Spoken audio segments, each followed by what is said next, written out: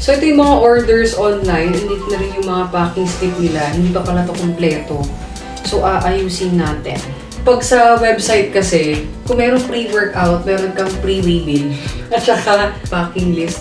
So ang courier namin sa website is LBC. Of course, mas safer siya sa lahat ng mga courier na available online. Plus, COD siya, door-to-door din. So wala kayong worry na pupunta sa mga branch ng LBC para i-pick up yung orders ninyo.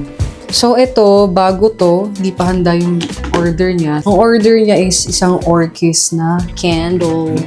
So yun, pack na kami. Receipt, ayan, we are very legal.